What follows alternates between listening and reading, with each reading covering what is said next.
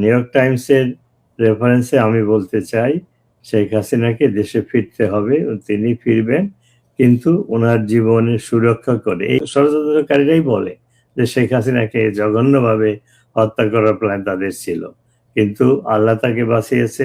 19 বার তার জীবনের উপরে অ্যাটেম্প হয়েছে, 21 অগাস্টের গ্রেনেড হামলা সহ। আল্লাহ তাকে বাঁচিয়েছে, সৃষ্টিকর্তাকে আমরা বিশ্বাস করি। নিশ্চয়ই এর কোনো পারপাস আছে, এবং সেই পারপাসটা কি? শেখ হাসিনার হাতে বাংলাদেশকে রক্ষা করাতে হবে। তাহলে এই বাংলাদেশের পরিণতি কি? এবং শেখ হাসিনা একটা ইন্টারভিউ আজকে দেখেছেন 17 মে উপলক্ষে, ওনার স্বদেশ প্রত্যাবর্তন দিবস উপলক্ষে আজকেই সেটি হিন্দুস্তান টাইম প্রকাশ করেছে, বাংলাদেশের কোনো কোনো মিডিয়া সেটি আবার প্রচারও করেছে। তো সেখানে তিনি অনেক কথা বলেছেন, সেটা আপনি দেখছেন। সময় কম, স্বল্পের মধ্যে আমরা আপনার কাছে শুনবো পরিণতি কি বাংলাদেশের। আর শেখ আমি হাসিনার সংক্ষেপে বলি, বাংলাদেশ আজকে গত 2 বছরে যাদের হাতে, বাংলাদেশ নিরাপদ নয়, বাংলাদেশের স্বাধীনতা সার্বভৌমত্ব নিরাপদ নয়, তা আমরা সবাই জানি। আজকে আমরা সবাই আলোচনা করলাম। বাংলাদেশ ধ্বংসের দিকে যাচ্ছে, আমাদের সার্বভৌমত্ব নাই, ব্যানানা রিপাবলিক হয়েছে, এটা একটা স্যাটেলাইট স্টেট হবে। জিওপলিটিক্যাল কারণে যদি আমেরিকার সাথে চায়নার কোনো সংঘর্ষ ঘটে, এমনকি ভারতের স্বার্থ যখন ক্ষুণ্ণ হবে, তখন বাংলাদেশের অস্তিত্ব বিনষ্ট হবে। দেশ এক সংকটের দিকে যাচ্ছে, এবং এই বিএনপি, জামাত, শিবির, এনসিপি, এদের হাতে বাংলাদেশের স্বাধীনতা নিরাপদ নয়, বাংলাদেশের সার্বভৌমত্ব নিরাপদ নয়। এই দেশকে একমাত্র রক্ষা করতে পারে যে দলটি এই দেশটিকে প্রতিষ্ঠা করেছিল, সে হলো আওয়ামী লীগ। এবং আওয়ামী লীগের বঙ্গবন্ধুর পরে যিনি এই দেশটাকে 16 বছরে উন্নয়নের রোল মডেল হিসেবে প্রতিষ্ঠা করেছিলেন, সেই শেখ হাসিনার হাতেই হলো দেশ নিরাপদ। এখন প্রশ্ন উঠবে যে সে কিভাবে দেশে ফিরবে, কিভাবে এই মুক্তিযুদ্ধ বিরোধী শক্তিদেরকে পরাজিত করে ক্ষমতায় বসতে পারবে, বা আমরা মুক্তিযুদ্ধের চেতনার আদর্শ ফিরিয়ে আনতে পারবো। সেটার আর একটা অন্তরায় তো এই বৃহৎ শক্তি যারা ইউনূস এবং তারেককে ক্ষমতায় বসিয়েছে, এর আরেকটা প্রতিবন্ধকতার কারণ হলো বাংলাদেশ সেনাবাহিনী। বাংলাদেশ সেনাবাহিনী যদি ইউনূসকে সেই সময় সমর্থন না করতো, তাহলে এত ঘটনা ঘটতো না। বাংলাদেশ সেনাবাহিনী যদি তারেক জিয়াকে সেই রাষ্ট্রীয় মর্যাদা, যিনি একজন কনভিক্টেড ব্যক্তি, তাকে প্রোটোকলের বাইরে গিয়ে রাজকীয় সম্বর্ধনা দিয়ে দেশে ফিরে এনে ক্ষমতায় আনলো, এই তারেক জিয়া সরকারও 1 ঘন্টাও টিকবে না যদি সেনাবাহিনী সমর্থন প্রত্যাহার করে। কালকে একটা হেডলাইন দেখলাম, জেনারেল ওয়াকারুজ্জামান এবং নৌবাহিনী প্রধান হাসি মুখে তারেকের সাথে দেখা করেছে, আর যখন ফেরত আসছে তখন তাদের মুখ কালো। কি আলোচনা হয়েছে আমরা জানি না। তো বাংলাদেশ ধ্বংসের দিকে যাচ্ছে, এটাকে একমাত্র রক্ষা করতে পারে শেখ হাসিনা সরকার, শেখ হাসিনা এবং আওয়ামী লীগ। তো সেটা করতে হলে শেখ হাসিনাকে দেশে ফিরতে হবে, যাতে তার জীবনের নিরাপত্তা প্রতিষ্ঠা যখন হয় তখন। হঠাৎ করে হঠকারিতা করে, কারণ আমাদের তো আর কেউ নাই, একমাত্র শেখ হাসিনা। তার জীবন নাশের 17 না 19 বার চেষ্টা হয়েছিল।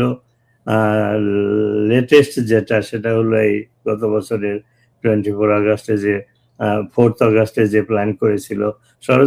ষড়যন্ত্রকারীরাই বলে যে শেখ হাসিনাকে জঘন্যভাবে হত্যা করার প্ল্যান তাদের ছিল, কিন্তু আল্লাহ তাকে বাঁচিয়েছে।